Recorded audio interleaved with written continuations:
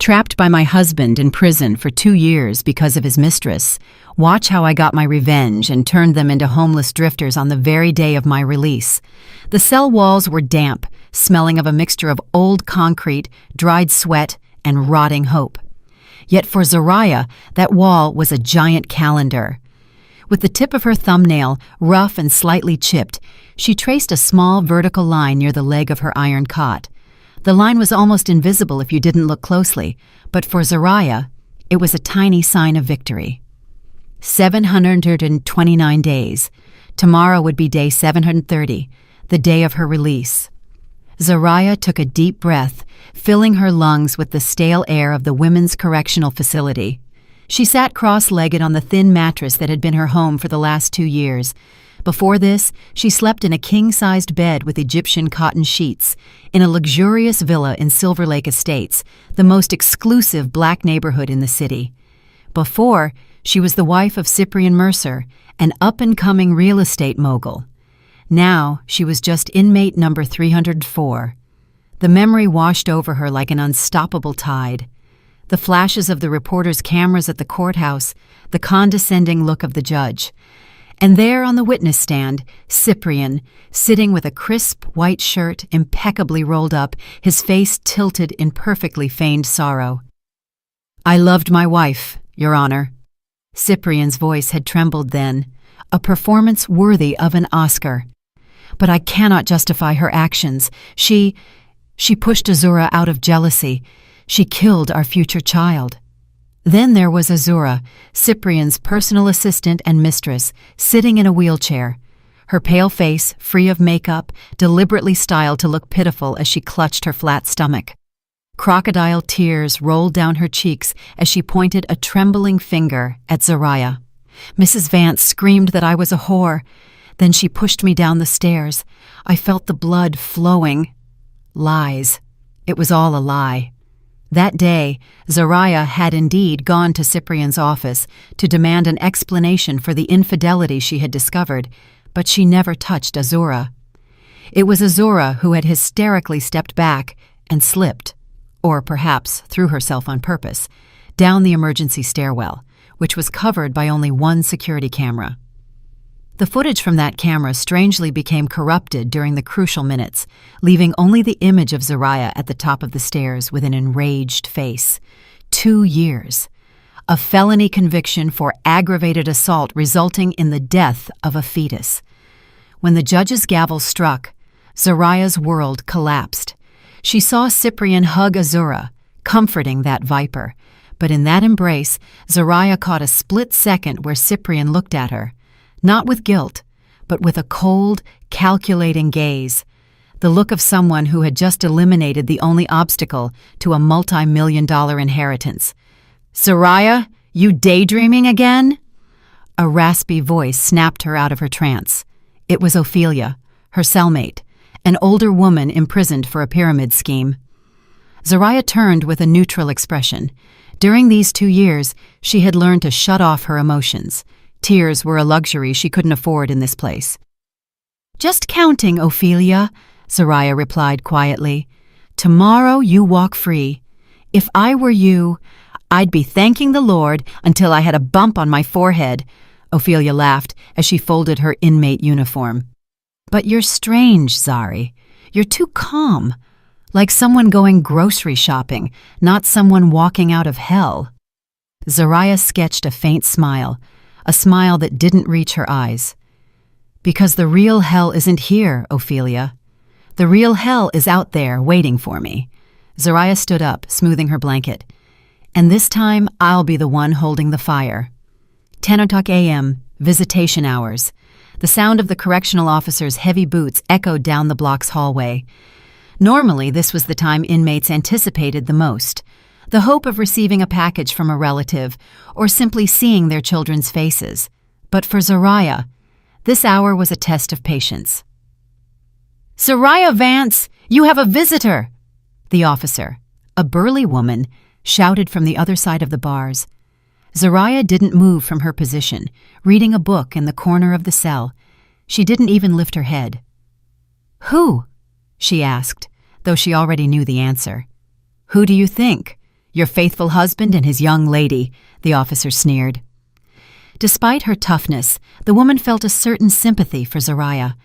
The whole prison knew how diligent Cyprian and Azura were with their visits.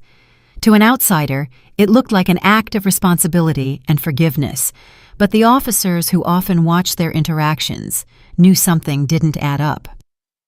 "Tell them I'm sick, or dead, whatever," Zariah replied coldly, turning the page of her book. "Zari," whispered Ophelia, "it's the last month. Tomorrow, you leave. Why not see them one last time? Maybe they brought some money." Zariah slammed the book shut. "I don't need their money, Ophelia.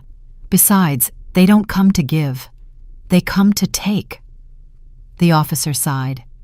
"Mrs. Vance, Mr. Mercer says it's urgent. He says it's about your late parents' assets that are going to be seized if you don't sign today. He's brought a notary." Zariah laughed. A dry, cutting sound. "Tell the Honorable Mr. Mercer," Zariah said, staring intently at the officer, "that my hands are cramped. I haven't been able to hold a pen in 2 years because I've been too busy scrubbing inmates' laundry. If my father's assets are seized, so be it. Let it all burn." The officer shook her head, surrendering. "You are incredibly stubborn. All right. I'll tell him you refuse to see them again." When the officer left, Zariah leaned her back against the cold wall. Her heart was pounding, not from fear, but from contained rage. Every month, for 24 months, Cyprian and Azura had come. At first, they arrived with sweetness, bringing good food, pretending to want reconciliation. Cyprian claimed he was forced to press charges due to public pressure and Azura's family, but Zariah knew that a week after her imprisonment, Cyprian tried to liquidate a fixed-term deposit in Zariah's father's name worth $3 million. The bank refused because it needed Zariah's signature as the sole heir. From that moment on, their visits turned into psychological terror. Cyprian begged, then threatened. Azura cried, then mocked. They needed that signature. Cyprian's business empire, which looked magnificent, was actually rotting from the inside. His main capital had always come from fund injections from Zariah's father. Without Zariah, Cyprian was nothing more than the captain of a sinking ship. "Just wait," Zariah whispered to the void. "You won't have my signature, you'll have me." In the air-conditioned visitation room, Cyprian Mercer loosened his tie abruptly. Cold sweat beaded on his temples. "She refused again?" Cyprian asked, almost shouting, when the officer returned alone. The officer nodded indifferently. "She says her hands are cramped, sir. She can't sign." "That crazy woman!" Azura, sitting next to Cyprian, slammed her Hermes bag onto the table. "She's doing it on purpose. She knows the company audit starts tomorrow. If we can't liquidate her father's trust fund today to cover the hole in the balance sheet, we are finished." Cyprian massaged the bridge of his nose, which was throbbing. His face, usually handsome, now looked older than his 35 years. The last 2 years had been a logistical nightmare for him. He thought getting rid of Zariah would make things easier. Zariah was a homebody, submissive, or so he believed. He thought throwing her in prison would break her spirit, making her sign anything in exchange for early release or better conditions. But the Zariah in prison had turned into a rock. She refused sentence reductions, refused privileges, and worst of all, refused to yield power over the assets of her father, Reginald Vance. Even though Cyprian already controlled the operations of his father-in-law's company, without legal ownership of the shares, he couldn't leverage the vital assets to get new loans. "Calm down, Azura. Don't shout here," Cyprian hissed. "You asked me to calm down? Are you kidding me?" Azura glared at him, her beautiful face distorted by panic. "The developers of the Skyview project are already claiming the third payment. If we don't pay next week, the project halts, and the media will smell the carrion. Cyprian, and remember, tomorrow she walks free." Those words hung in the air like poison. Tomorrow she walks free. "So, what if she walks free?" Cyprian tried to sound confident, though his heart wavered. She's just an ex-con. Who's going to believe her? Her reputation is destroyed. The label of baby killer will haunt her forever. We'll pick her up tomorrow. We'll take her home, lock her up. We'll pump her full of sedatives until she signs. Are you sure? Azura looked at him doubtfully. She's been silent for 2 years, Cyprian. Her silence is scary. She's never made a scene. She's never begged. She simply refused. She has no one, Azura. Her father is dead. Her fortune is blocked. Her high society friends have abandoned her. She'll walk out of here destitute if we don't take her in. Cyprian struggled to convince himself. Cyprian stood up, adjusting his jacket. Let's go home. Let's prepare the script for tomorrow. Call the journalists. We'll create the narrative that we are a compassionate family welcoming back the wayward wife. That way, if she tries anything, the public will think she's ungrateful. Azura huffed but followed Cyprian. As they walked toward the black Cadillac awaiting them, they didn't realize that their seemingly perfect plan was hanging by a very thin thread about to snap. Night fell over the prison, bringing a chill that soaked into the bones. In the small library, rarely visited by other inmates, Zoraya sat opposite an older woman with short white hair. It was Octavia Graves, a famous former attorney imprisoned 5 years ago, used as a scapegoat in a corruption case involving a high-ranking official. Octavia was Zoraya's unofficial mentor inside. "Ready for tomorrow, child?" Octavia asked. Her voice was raspy but full of authority. Zoraya nodded. "Mentally, I'm ready, Octavia. But what about the documents?" Octavia smiled mysteriously, reached into her pocket, and pulled out a small contraband USB drive. "My protégé, Zaire, has everything secured on the outside," Octavia whispered. "He's brilliant, like I was in my youth. He tracked the flow of funds from Cyprian's company. Cyprian was careless. He used a shell company in Panama to launder money from the projects, but he put his mother's name as director. Amateur." Zoraya's eyes shone with coldness. "And Azura's medical proof?" "Safe," Octavia replied. Zaire managed to get close to the nurse who attended to Azura. Turns out the nurse kept a copy of the original medical record that wasn't destroyed. Azura suffered a miscarriage 2 days before the stair incident due to an overdose of illegal diet pills. She was already bleeding when she left the house. Zoraya clenched her fists under the table. The truth was painful, but also liberating. She had never killed anyone. The guilt that had tormented her in the first months vanished without a trace, replaced by the embers of a vengeance burning bright. "Thank you, Octavia. I don't know how I can ever repay you." Zoraya's voice trembled. Octavia patted her hand. "Pay me by winning, Zoraya. Win for all of us. The ones silenced by arrogant men and a corrupt system. When you walk out of here, you will no longer be the naive Zoraya. You will be the CEO of your own life." Octavia leaned in. "Remember our strategy. Don't attack directly. Let them feel superior first. Let Cyprian think he still has control. When he lowers his guard, when he feels safe on his throne, then you pull the rug out from under his feet." "First step, asset freeze," Zoraya murmured, repeating the plan they had mapped out for months. "Exactly," Octavia nodded. "Based on your father's original will, the one you left in a safety deposit box at another bank, which luckily Cyprian didn't know about, you have absolute veto power.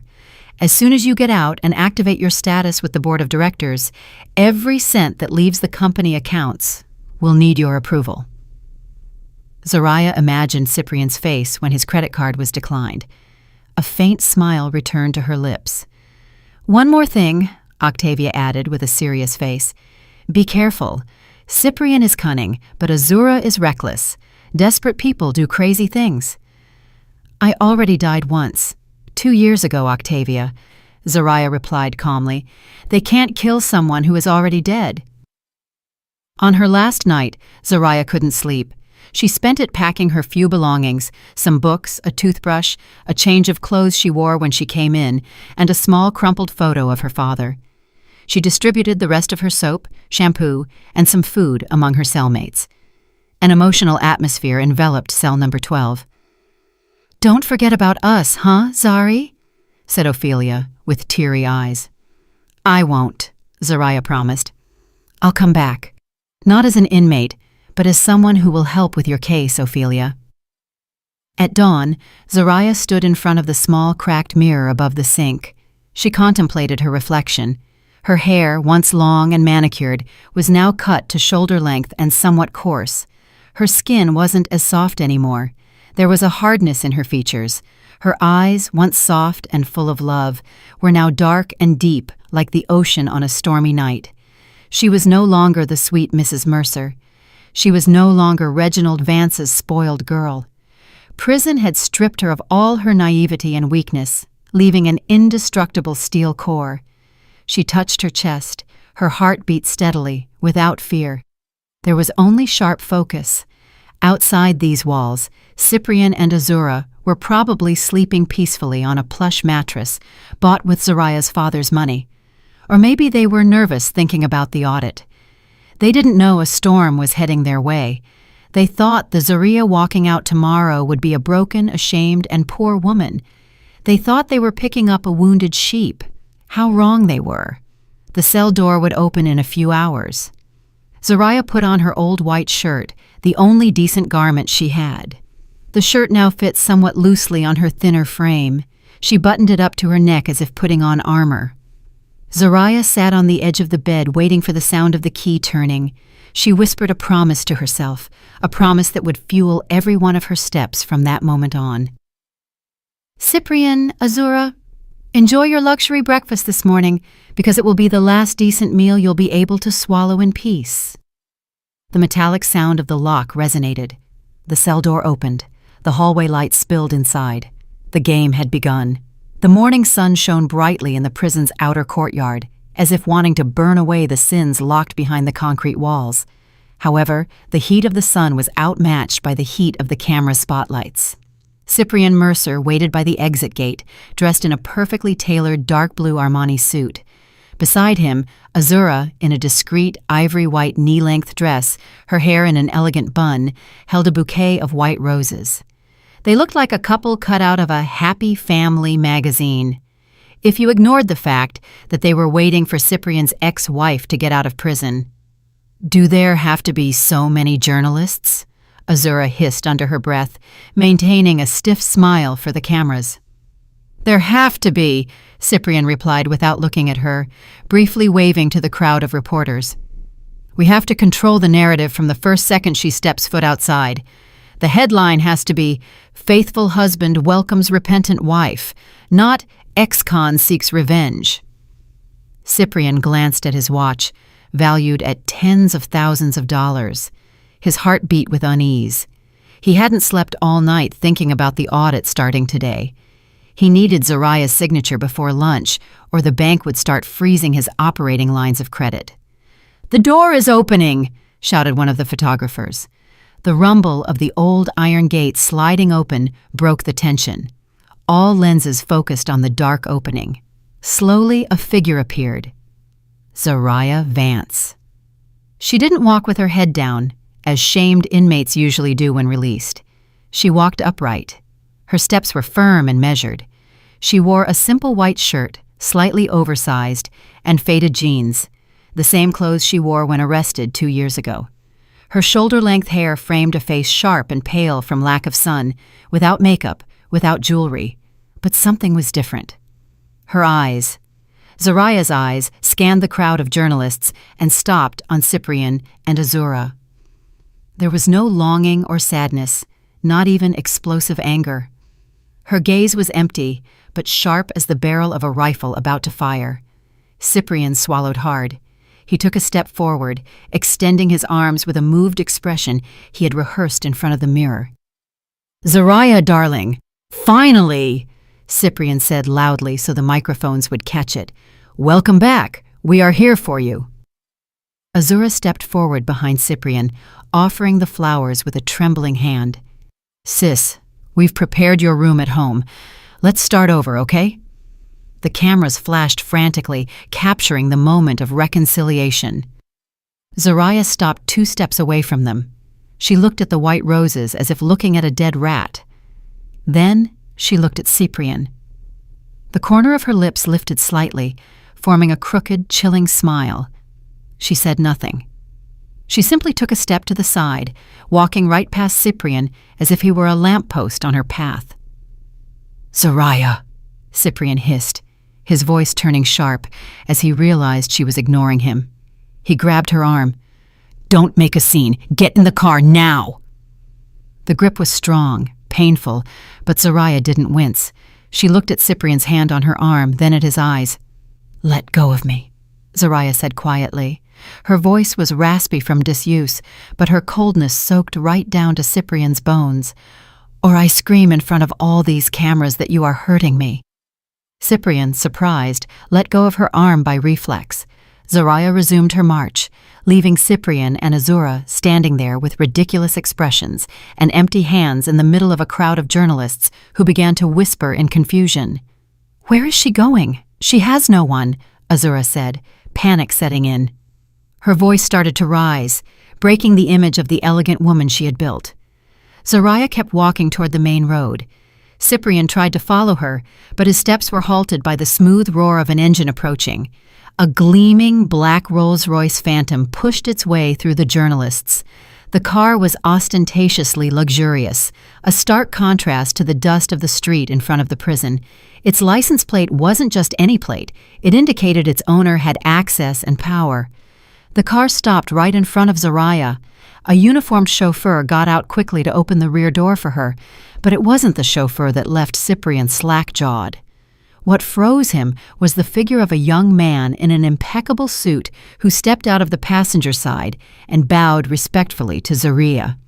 Zaire Knox, the young Harvard-educated attorney, famous for winning impossible cases against giant corporations.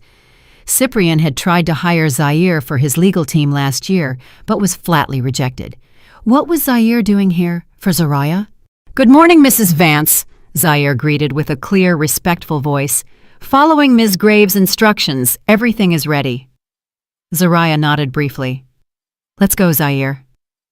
Before getting into the luxury vehicle, she turned one last time. She saw Cyprian with his face flushed red with anger and embarrassment, and Azura staring in disbelief.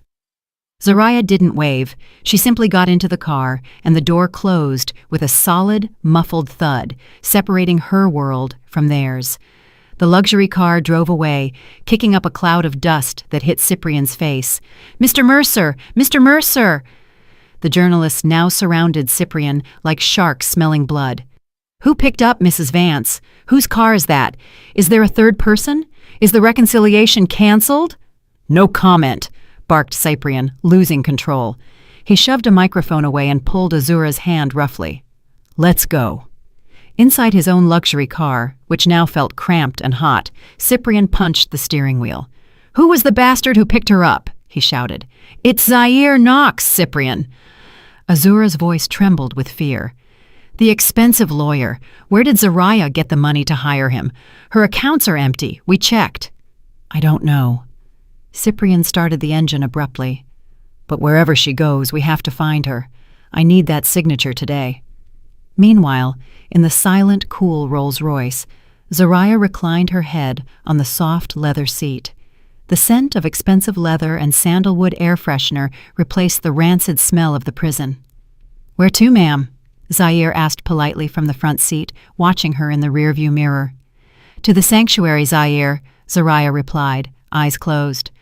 "I want a shower. I want to scrub off the remains of their contact." The sanctuary turned out to be a penthouse on the top floor of a 5-star hotel in downtown. This property was one of the many hidden assets of Zariah's late father, not recorded in the company books Cyprian managed, but in a private trust fund that only Zariah could access upon turning 30 or under certain emergency conditions. Her unjust imprisonment had triggered the emergency clause. Zariah stood under the stream of hot water in the spacious marble bathroom. Steam filled the room. She scrubbed her skin with a rough sponge, as if wanting to tear off the layer of epidermis that had touched prison air, that had been touched by Cyprian. Finally, tears welled up, mixing with the water. It wasn't a cry of sadness, but of liberation. She wept for her 2 stolen years. She wept for her father, who couldn't see her free. She wept for the child she never carried in her womb, but whom she was accused of killing. After an hour, Zariah stepped out. On the king-sized bed was a selection of new clothes prepared by Zair's team. In her size. No longer the pastel, feminine dresses Cyprian liked, so Zariah would look like a submissive wife. The selection was bold, modern, and imposing. Structured blazers, high-waisted trousers, silk shirts in navy blue and black. The colors of power. Zariah chose a pristine white suit with an asymmetrical, elegant cut. White not as a symbol of purity, but as a blank canvas, or perhaps as the shroud for Cyprian's career. As she buttoned the jacket, Zair knocked on the door and entered with a thick stack of documents. "Excuse the interruption, ma'am. The notary is already waiting in the living room. We need your signature for the total transfer of powers regarding your father's holding company." Zariah sat at the vanity, allowing a professional stylist, also arranged by Zair, to cut her hair into a sharp bob that framed her determined features. "Read me the key points, Zair," Zariah ordered, gazing at her new reflection in the mirror. Point 1.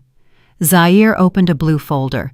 "The power of attorney you granted to Cyprian Mercer 3 years ago is revoked. Point 2. Your status as majority shareholder with 90% of the shares is activated. Point 3.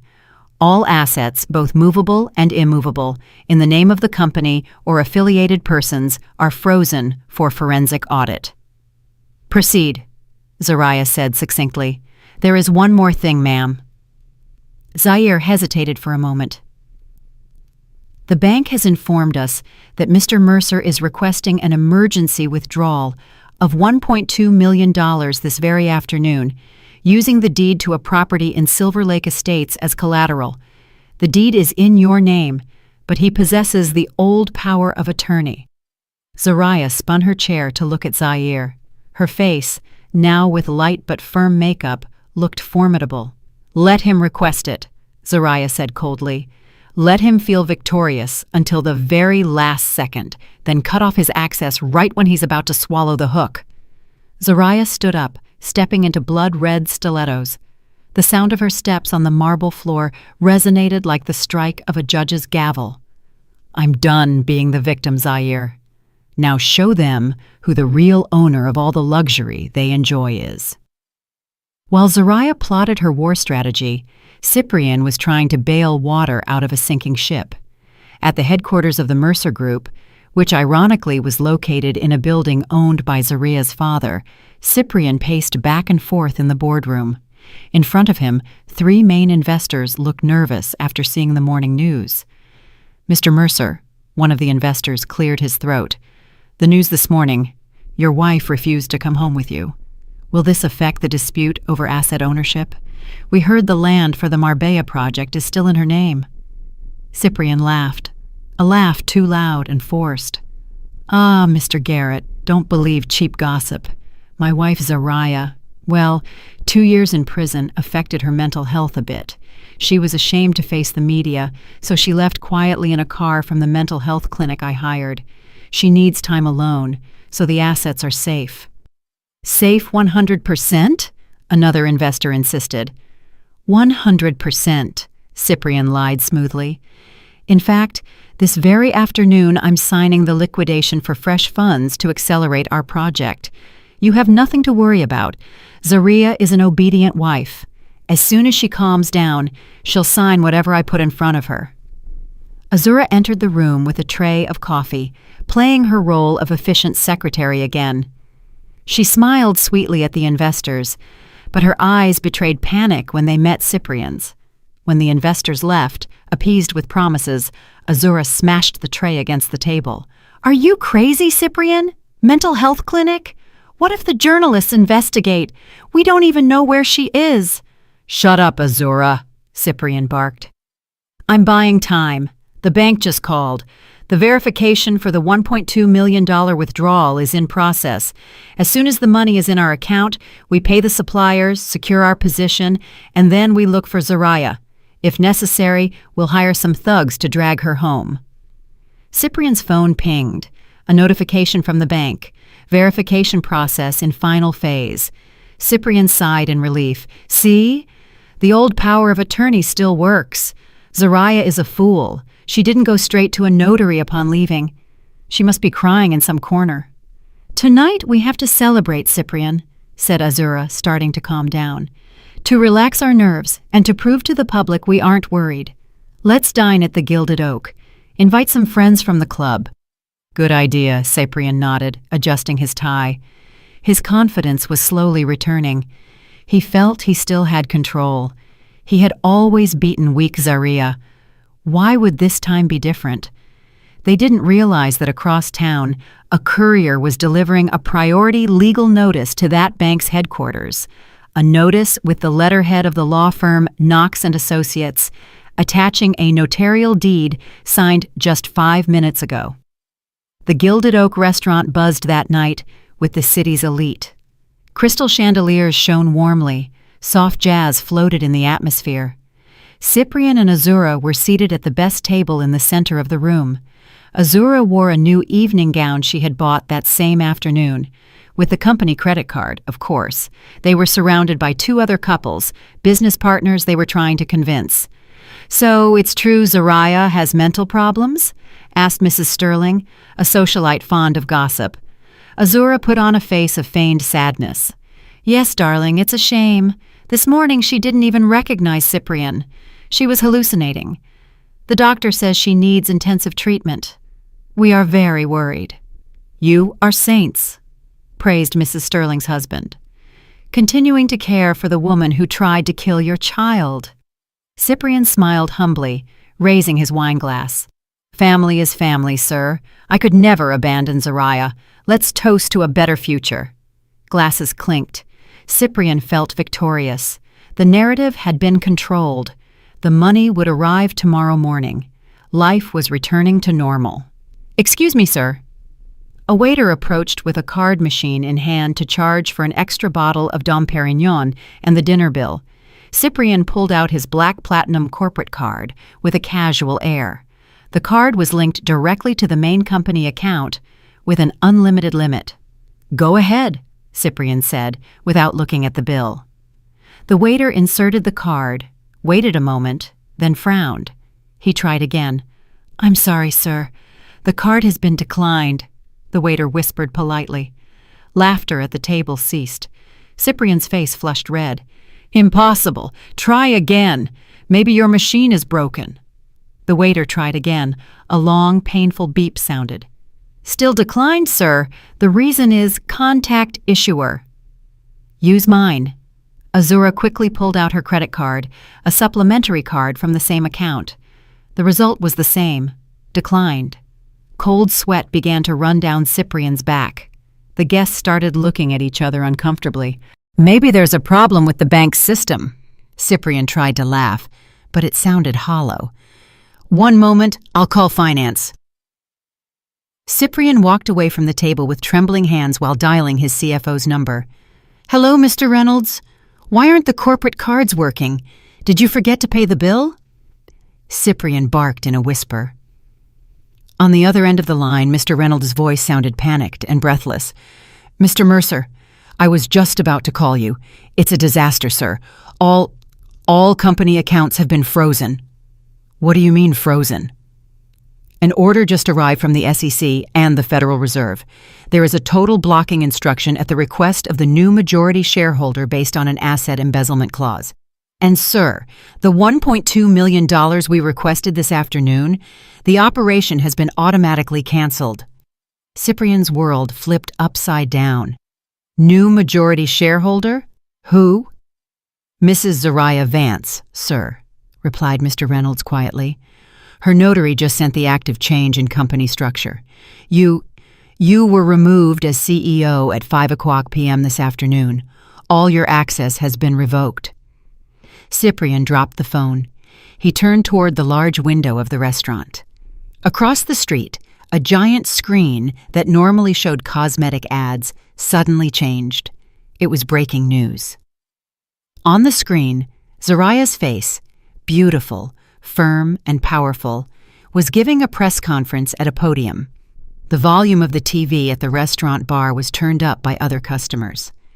"I, Zaria Vance, as the legitimate owner of the Vance Group, announced today a total restructuring of management. We have found evidence of massive embezzlement of funds over the last 2 years. Starting today, I assume total control and will take legal action against the parties who have harmed the company. On the screen, Zariah looked directly into the camera as if looking directly into Cyprian's eyes, who stood paralyzed inside the luxury restaurant, unable to pay his bill. Every eye in the restaurant focused on Cyprian and Azura. The whispers of admiration for the saintly family transformed into looks of contempt and mockery. Cyprian felt his knees go weak. It wasn't just a declined credit card, it was checkmate. And Zariah had just moved her first pawn. The next morning, the city woke up with an explosion. Not of a bomb, but of information that destroyed a reputation in seconds. In her penthouse, Zariah enjoyed a cup of chamomile tea while looking at her tablet. Zaire sat across from her, smiling with satisfaction. Trending topic number 1 on X, Instagram, and TikTok, Zaire reported. The hashtags #Truth4Zariah and #MercerScandal have already reached 2 million mentions in an hour. Zariah swiped her finger across the screen. An anonymous account managed by Zaire's investigative team had published an explosive file. It wasn't mere rumors. It was a high-resolution scan of the original medical record from Mercy General Hospital, dated September 23rd, 2 days before the stair incident that sent Zariah to prison. The document read clearly, Patient Azura Banks. Diagnosis, spontaneous incomplete abortion due to consumption of dangerous chemical substances, dietary supplements. Procedure, emergency D&C, September 23rd, 11:45 p.m. The document proved that when Azura fell down the stairs on September 25th, her uterus was already empty. There was no baby that Zariah had killed. Only the drama of a manipulative woman who used her own miscarriage to get rid of the legitimate wife. Across town, in the luxury villa that used to belong to Zariah, the atmosphere was tense. Cyprian smashed his phone against the wall, shattering the screen. His breathing was ragged. His red-rimmed eyes stared at Azura, who was curled up on the sofa, her face pale as wax. "Explain it to me." Cyprian's voice was low, trembling with rage, about to explode. "Explain to me why that medical record says you miscarried 2 days before Zariah came to the office." It's fake, Cyprian. Zariah forged it." Azura tried to deny, but her voice cracked. "Don't lie to me anymore," Cyprian shouted, approaching and grabbing her by the shoulders. "I just called the hospital director. He's terrified. He says the file is authentic and was stolen by an intern nurse. So it's true. You had already miscarried because of your damn diet pills. And then you faked a fall so Zariah would go to prison?" Azura broke down crying hysterically. "I was scared, Cyprian. At that moment you said if I wasn't pregnant you would divorce Zariah, but I had the miscarriage. I was afraid you would leave me if you knew the baby was lost. Then Zariah arrived furious. I saw an opportunity. I thought if Zariah went to prison, we could be happy forever." Cyprian let her go, backing away as if he had just touched something infectious. The betrayal left him speechless. For 2 years he had lived convinced he was doing the right thing for justice for his dead son. That conviction justified all his cruelty toward Zariah. But it turned out he was just a pawn in Azura's twisted game. He had imprisoned his loyal wife for a liar. "Cyprian, we have to deny it. Let's hire a lawyer. Let's pay influencers," Azura pleaded, crawling to hug his legs. "With what money?" Cyprian shouted in frustration. "My accounts are frozen, Azura. My cards don't work, and now the whole world knows you are a liar, and I am the idiot husband who jailed his innocent wife." The insistent ringing of the doorbell interrupted their argument. It wasn't a guest's ring, but a long, demanding one. Cyprian looked at the security monitor. In front of the high gate of the house were 2 police cars, a moving truck, and in the middle of it all, the figure that froze his blood. Zariah had come. The automatic gate opened, not because Cyprian pressed the button, but because Zariah's team had hacked the security system. Zariah walked into the garden of her childhood home. The modern colonial-style house, with its majestic white pillars, looked the same, but the vibe was different. The grass was too perfect. There were tacky new statues in the garden, undoubtedly Azura's taste. Behind Zoraya walked Zaire, 4 police officers and 2 court officials. The main door opened abruptly. Cyprian came out with a distraught face, followed by Azura, who was still sobbing. "What the hell is this, Zoraya?" Cyprian shouted, trying to maintain the remains of his authority in front of the police. "You can't just walk in like this. This is still my house." Zarya stopped on the first step of the porch. She looked at Cyprian from a lower position, but somehow Cyprian felt tiny. "Your house?" Zarya asked quietly. She turned to Zaire. "Zaire, please read Property Certificate number 405 and the Deed of Donation from the year 2018. Zaire opened his leather folder. "The land and building are registered in the name of Zoraya Vance. Absolute donation from Mr. Reginald Vance. There is no marital property clause, as it was acquired before the marriage and has separate property status. Based on this morning's provisional court order, the legitimate owner requests immediate eviction from the property, as the current occupants have no residency permission." Cyprian's face turned ashen. "But I'm your husband. It's our house." "Soon-to-be ex-husband," Zoraya corrected coldly. "And I correct you, Cyprian. It's my house. You've just been a guest who stayed too long and started stealing the silverware." Zoraya signaled the officials. "Take their things out. Only clothes and personal items. All furniture, paintings, electronics, and jewelry purchased with company money stay here for the audit." "You can't do this!" Azura screamed. She tried to lunge at Zoraya, but a female police officer stopped her firmly. "I am the lady of this house." Zoraya looked at Azura with a gaze that froze blood. "You are no lady, Azura. You are just a parasite that attached itself to the wrong host," Zoraya said. "You have 30 minutes to pack your bags, or I'll have my men throw them in the street." "Zoraya." Cyprian looked at her, searching for some trace of the sweet woman he once knew.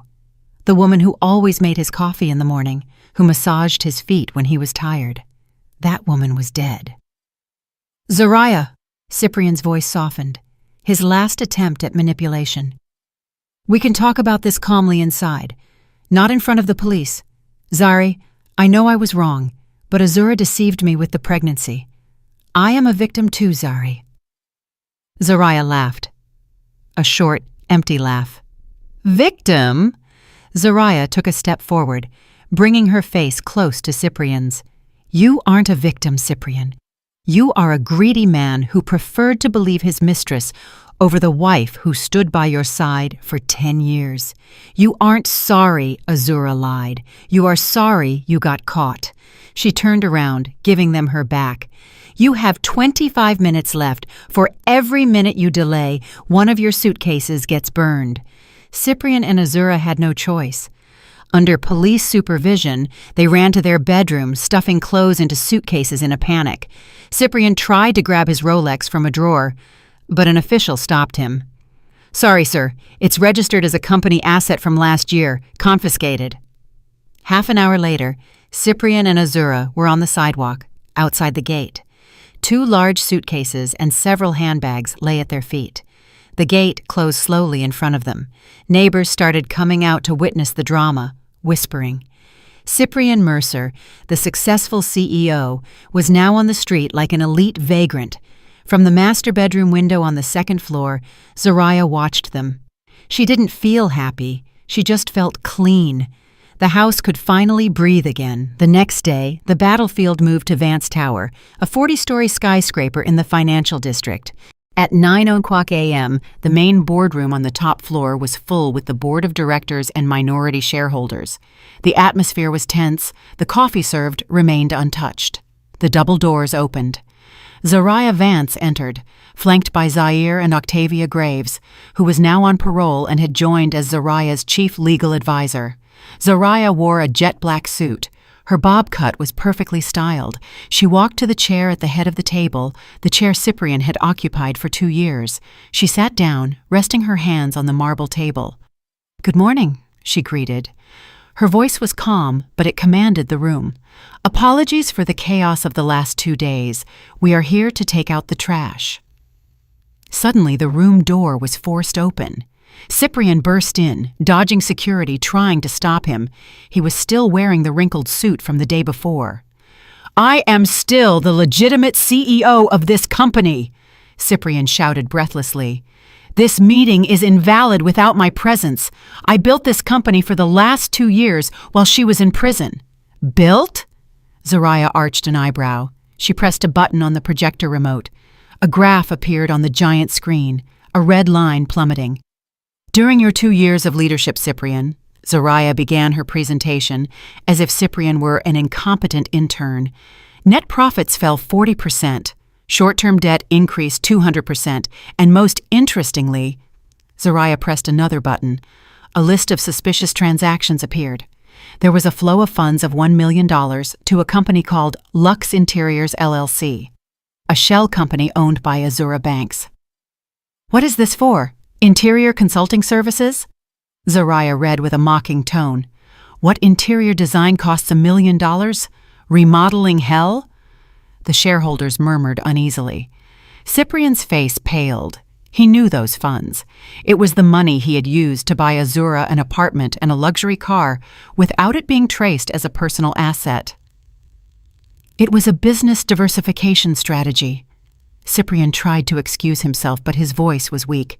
"It's embezzlement, Cyprian." Octavia cut him off abruptly. "Title 18 U.S. Code, and since you did it in the exercise of your office, the penalty is aggravated." Zariah stood up. "As holder of 90% of the voting shares, I exercise my right. The only item on the agenda is the dismissal of Cyprian Mercer as CEO with dishonorable character and the filing of a lawsuit for damages for all company losses."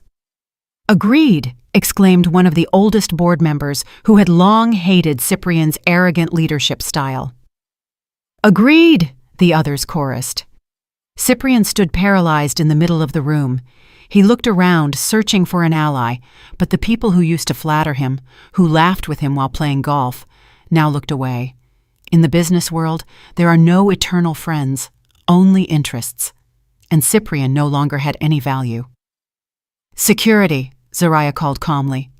"Please escort Mr. Mercer out and make sure he takes nothing but the remains of his dignity, if he has any left." 2 burly security guards grabbed Cyprian's arms. He resisted weakly, his gaze fixed on Zariah. "You are cruel, Zari," Cyprian whispered. "I learned from the best," Zariah replied without blinking. The door closed.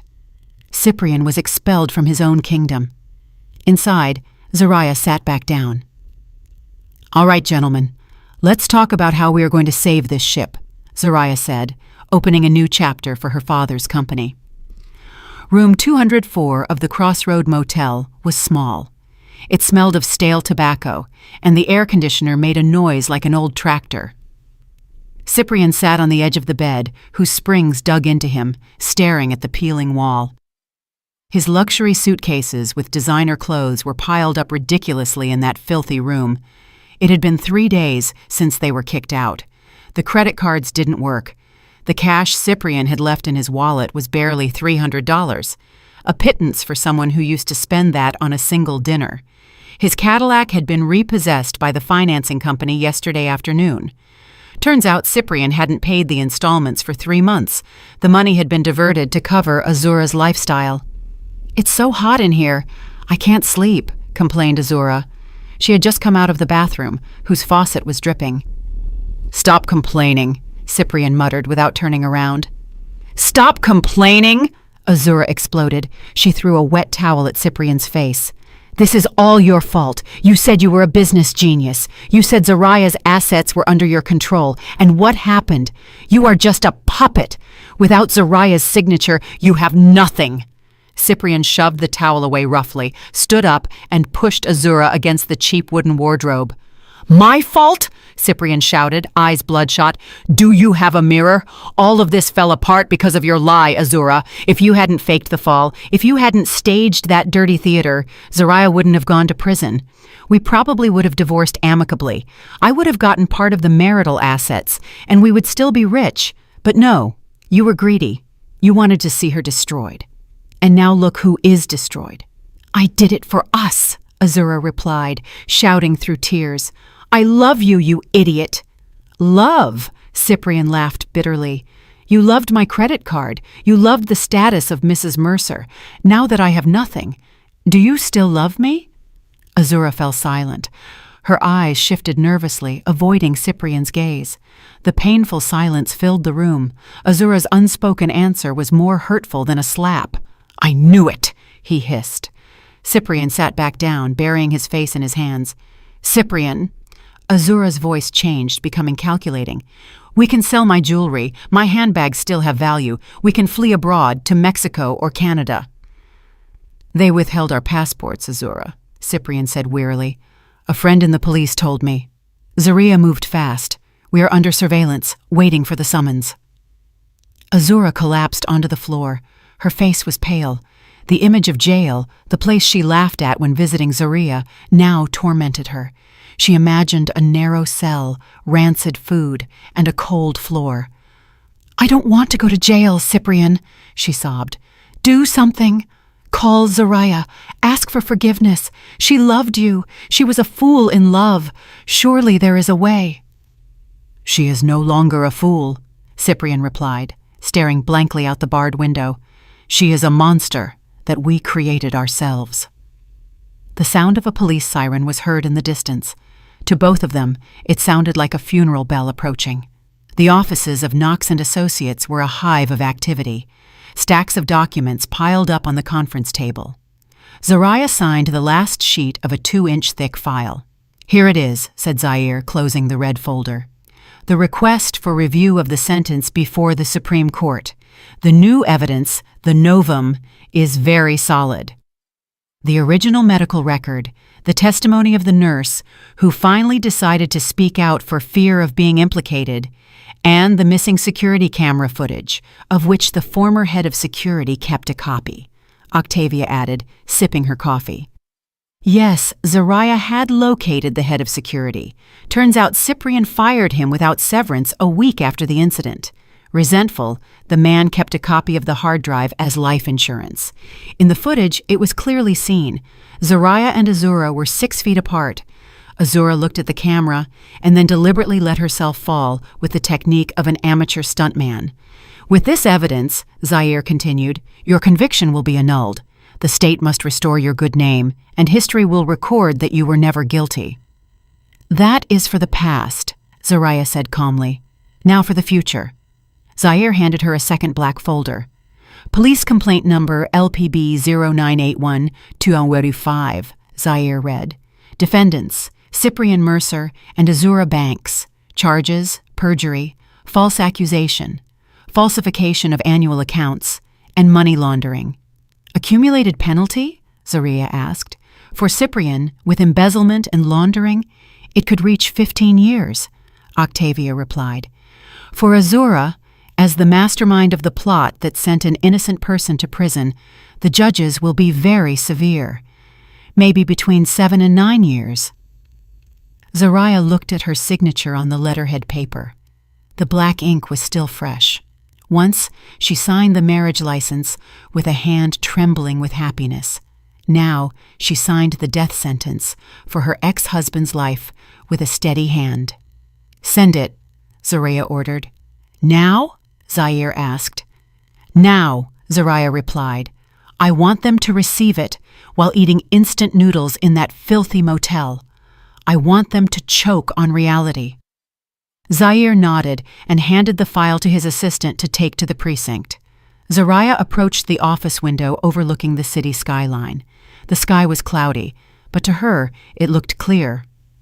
Justice is slow, Octavia, Zaria murmured. Octavia stood beside her, wrapping an arm around her student and client's shoulders. It is slow, child, but it has a very cruel sense of humor. When it arrives, it hits where it hurts the most. Zariah smiled slightly. They took 2 years from me. I will take the rest of their lives. Zariah's phone vibrated. A text from an unknown number. Zariah, help me. Cyprian hit me. I want to be a protected witness. I have more evidence about the bribe to the judge Cyprian made. Meet with me. Azura. Zariah showed the message to Octavia and Zaire. As you suspected, Octavia, Zariah said coldly. The rats start eating each other when the ship sinks. What are you going to reply? Octavia asked. Zariah typed a brief response and turned off the phone. Zariah's reply. Save your story for the police. I don't care. A torrential rain fell over the city that afternoon, as if the sky were crying or perhaps cleansing the sins of the metropolis. In the lobby of Vance Tower, the atmosphere was silent, despite it being rush hour. Employees who normally hurried now walked slowly. Their gazes were pinned on a spot in the middle of the grand marble lobby. There, on his knees, was a man they once feared and respected. Cyprian Mercer, with his shirt misbuttoned and hair disheveled, was kneeling on the floor. He didn't care about the whispers of the employees he once shouted at, nor the security guards looking at him with a mix of pity and disgust. His gaze was only fixed on the VIP elevator door, which had just opened. Zariah walked out. The sound of her stilettos resonated. Clack, clack, clack, rhythmic as the ticking of a death clock. She wore a black trench coat, elegant and untouchable. Beside her, Zaire was alert, but Zariah raised a hand indicating for him to stay back. Cyprian dragged himself on his knees toward her. Zariah! Cyprian's voice was hoarse, broken by held-back crying. Zariah, help me! They are looking for me! The police are outside! Zariah stopped 6 feet from Cyprian. She looked at her ex-husband, not with anger, but with the look of a scientist observing a dying insect. Stand up, Cyprian, Zariah said with a flat voice. You are in the way. Forgive me, Zari. I was wrong. I was stupid. Cyprian prostrated himself, his forehead touching the cold marble. That woman bewitched me. Azura planned everything. She forced me to bribe the judge. She forged the evidence. I still love you, Zariah. Remember our 10 years of marriage. Remember when we started from scratch. Zariah laughed softly, a cold and piercing laugh. Started from scratch? She repeated. Correction, Cyprian. I started from scratch. You were just the handsome passenger. And about love? You don't love me. You miss my credit card. You miss the power of my signature. You miss the security I gave you. No, I swear to God. Don't bring God into this. Zariah cut him off abruptly. She crouched down a bit so her eyes were level with Cyprian's red ones. 2 years ago, when I knelt at your feet, begging you to believe me when I said I hadn't pushed Azura. What did you do? Did you push me away? Did you spit in my face and let the police drag me out? Cyprian remained silent. His body trembled violently. The memory hit him. Now, Zariah whispered, you are feeling 1,000th of my despair back then. Enjoy it. It's my parting gift. Zariah stood up and addressed the head of security. Mr. Garcia, please clean up this trash and allow the police officers outside to enter. Zariah, no! Zariah! Cyprian tried to grab her leg, but 2 guards held him firmly. From the revolving door of the lobby, 4 uniformed police officers entered with handcuffs in hand. Cyprian Mercer, a police officer said firmly, you are under arrest for alleged crimes of money laundering, embezzlement, and perjury. Click, the sound of the handcuffs closing.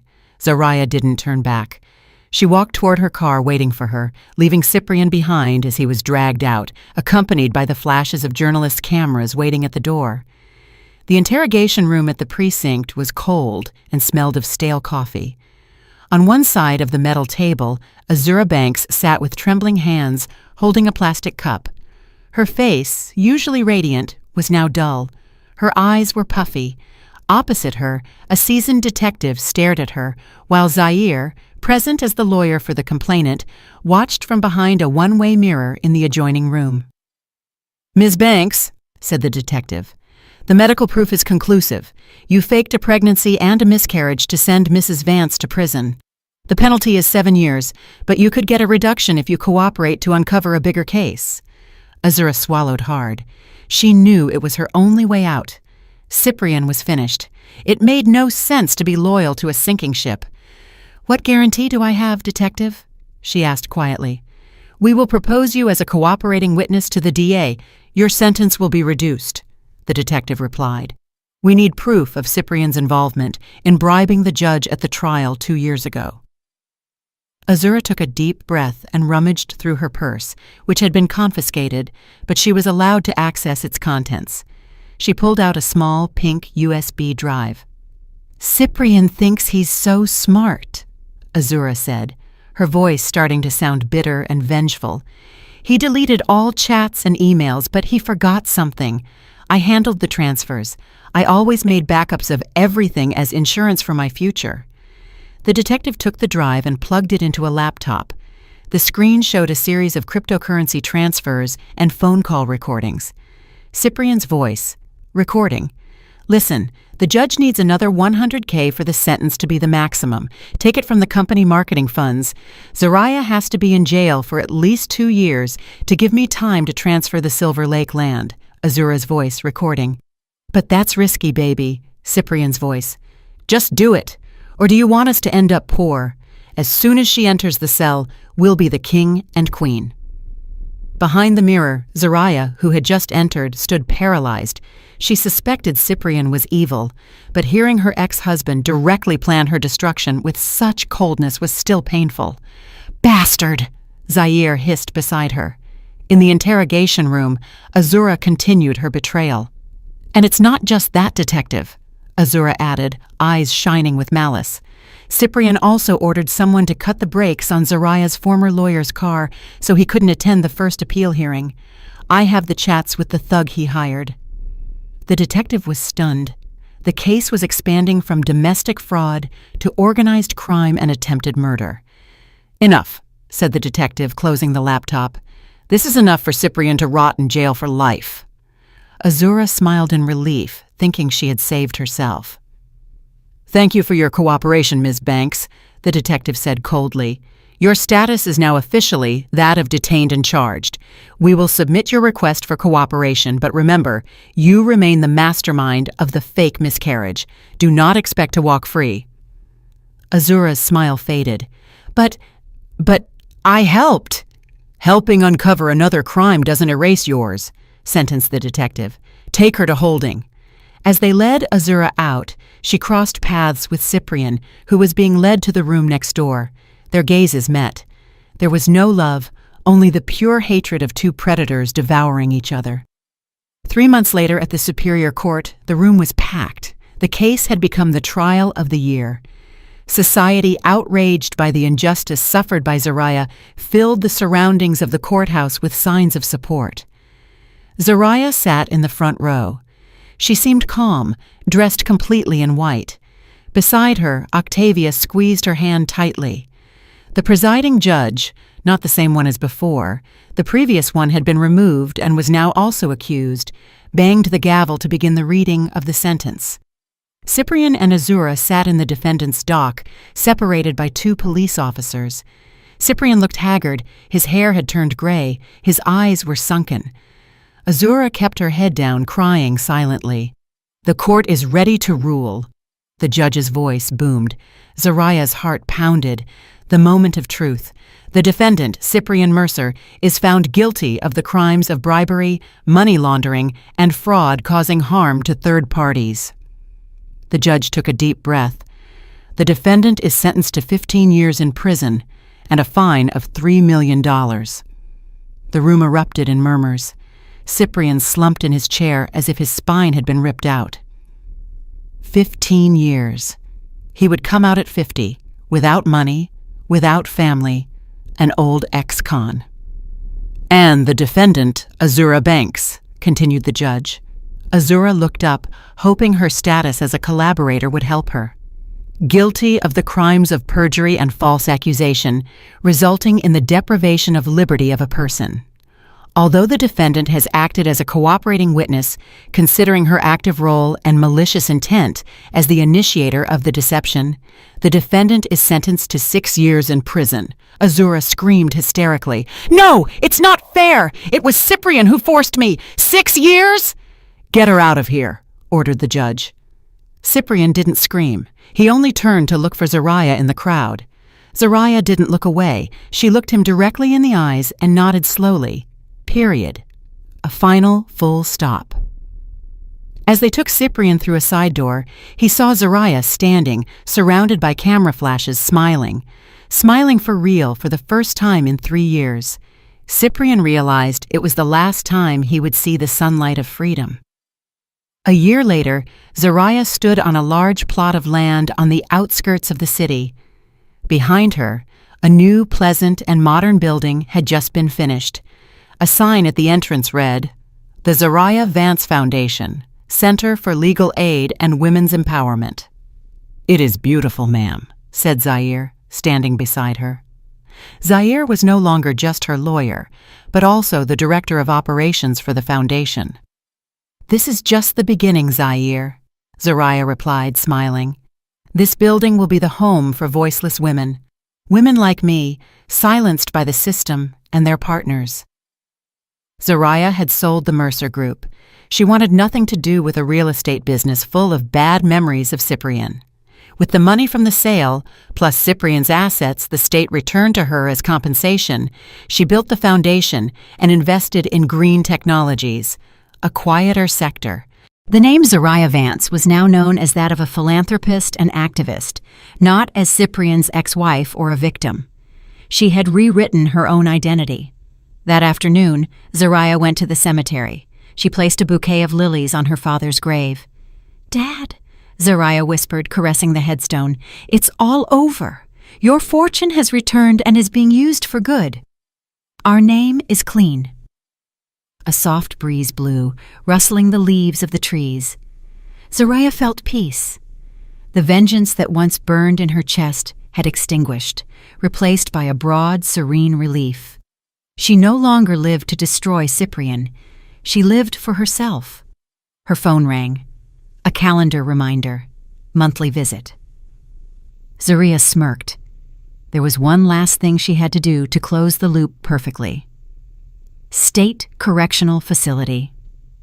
The atmosphere in the visitation room was noisy, but to Zariah, it felt silent. She sat on a cold metal chair, separated by thick glass and bars. A familiar position, but now the roles were reversed. The door opposite opened. Cyprian entered, escorted by an officer. His appearance was pitiful. He had only been in prison for a year, but he looked 10 years older. His head was shaved to the scalp due to lice. His face was rough and dark, a scar on his temple, probably from a fight. His aura of arrogance had disappeared, replaced by the pleading look of a beaten dog. Cyprian sat down. He looked at Zariah with watery eyes, as if seeing a savior angel. He picked up the intercom receiver with trembling hands. Zariah picked hers up calmly. "Zariah." Cyprian's voice sounded distorted in Zariah's ear. "Thank you for coming. I knew you would come.